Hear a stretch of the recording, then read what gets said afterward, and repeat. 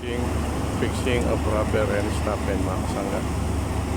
Yan, naglalagay tayo ng rubber sa stopping.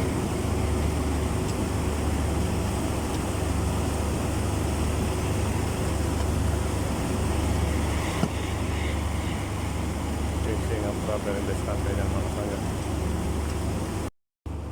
Ang guys, na-install na namin yung stopping. Nilagay na rin namin yung rubber stopper.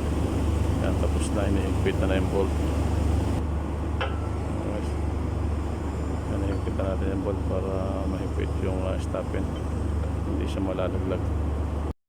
Naglalagay kami ng rubber stopper sa stopping. Naglalagay na kami ng stopping na dire-diretso lagay namin ng stopping at saka rubber stopper. Yan, dire-diretso na yung rubber stopper sa stopping. Pagka na po lagay may rubber stopper, i-install mo na rin yung stopping mga kasangga.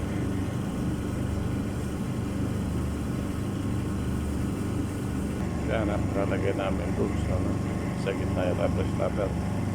Kaya mga sangga hinahammer para masigit doon sa gitna.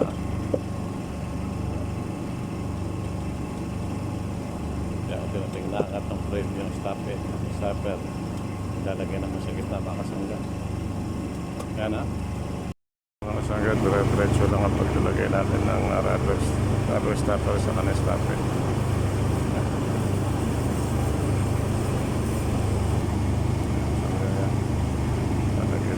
Yung stopper nilalagay sa gitna, pinutulak at saka papayuhin. Meron sangga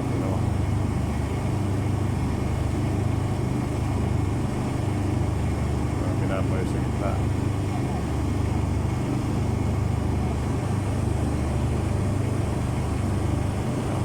Dire-diretso lang lagyan natin stopper.